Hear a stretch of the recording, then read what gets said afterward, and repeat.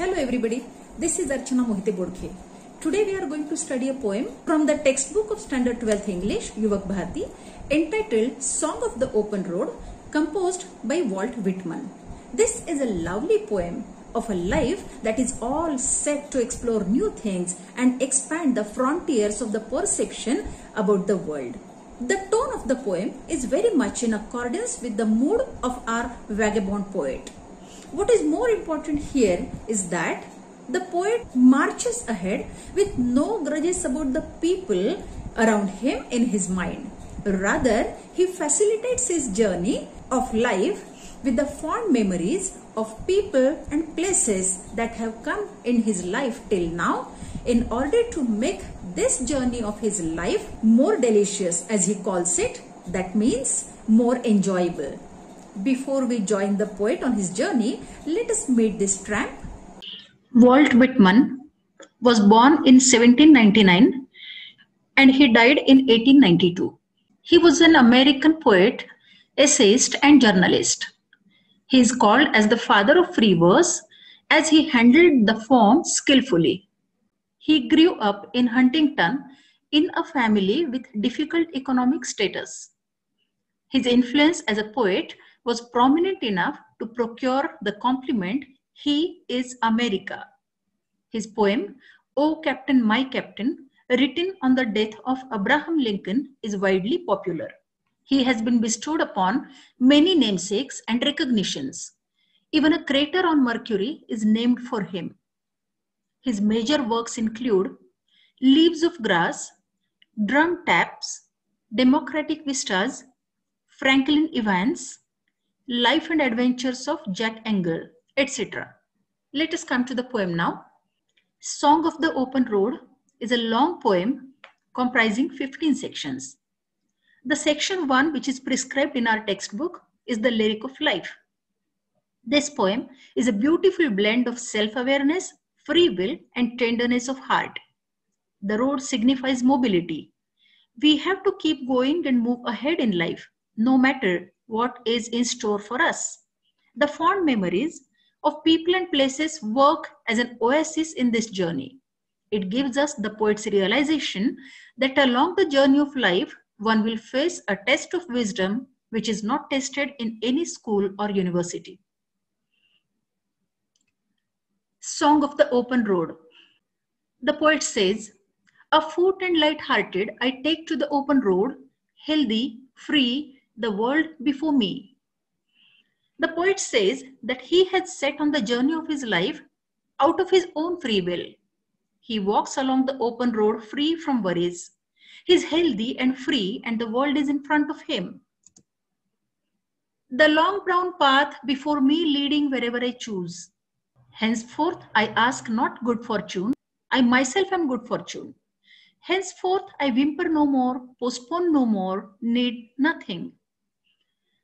The poet says here that the long brown path takes him whenever he wishes to go, and he is ready to take the world in his stride. The poet is confident enough not to depend on good luck, as he believes in his potential. He considers himself to be the good fortune. He decides not to groan hereafter. He needs nothing but his confidence. He declares that he won't postpone his plans and offer excuses. Further, he says, "Done with indoor complaints, libraries, querulous criticisms, strong and content, I travel the open road." He says that he will strictly follow his inner voice hereafter and achieve the things. He says that he has no further concern with the negativities of life like domestic complaints and irritating criticism. He is also disinterested in libraries or bookish knowledge. Rather, he is all concerned with gaining practical knowledge through his own experiences, and hence he is ready to embrace the world as it comes to him. He is done away with all the hostilities and bitterness so that he can embark on his journey afresh with a strong, tranquil, and placid state of mind. Further, he says, "The earth that is sufficient, I do not want the constellations any nearer. I know they are very well where they are. I know they suffice for those who belong to them. Here the poet says that he needs no constellations, as the earth is all that he needs and he has. As he believes in his own capabilities, he neither depends on destiny nor does he wish for the company of influential groups of people.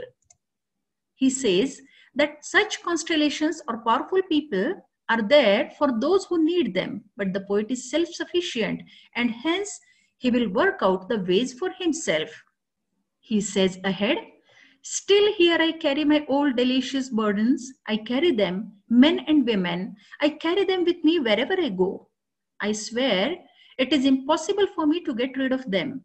I am filled with them and I will fill them in return."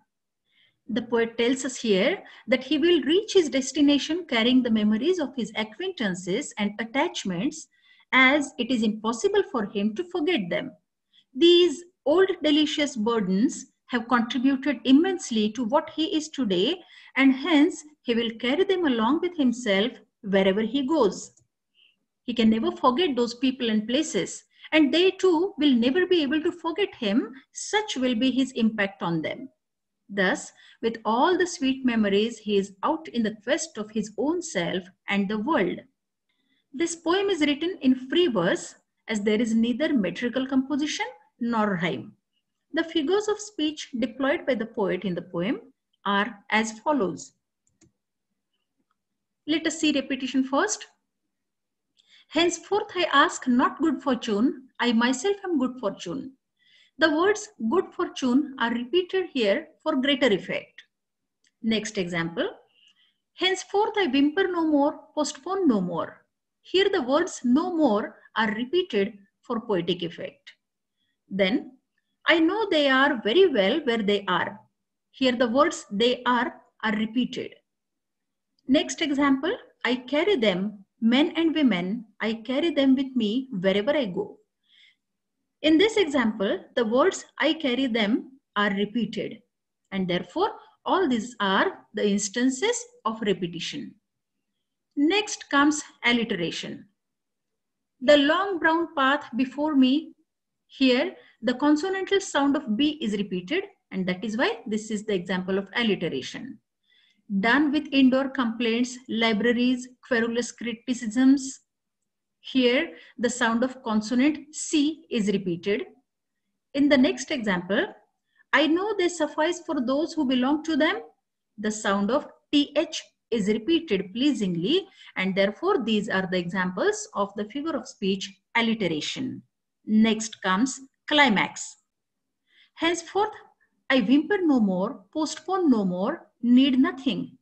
Here the description is in an ascending order, and therefore this is the example of climax. Let us see now inversion.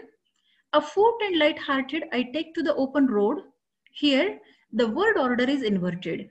The correct prosaic word order is "I take to the open road afoot and light-hearted." Next example. "Strong and content I travel the open road." Here too the correct prosaic word order should be "I travel the open road strong and content." So in this way, since the word order, the correct prosaic word order is inverted in these examples, these are the examples of inversion. Next comes paradox. "Still here I carry my old delicious burdens." Here in this example, apparently contradictory expressions delicious and burdens are put together, and therefore this is the example of paradox. Let us come to metaphor now. Song of the open road. Here we find an implied comparison between life and open road. Next, "I do not want the constellations any nearer." Here also there is an implicit comparison between constellations and influential groups of people. Third example, "Still here I carry my old delicious burdens." There is an implied comparison here between burdens and the people and places in the poet's life. So all these are the examples of metaphor. In fine, dear students, this poem is a lovely song of the life that is all set to invent and explore new horizons, and it inspires the readers with optimism. I hope that you have understood the poem. Thank you.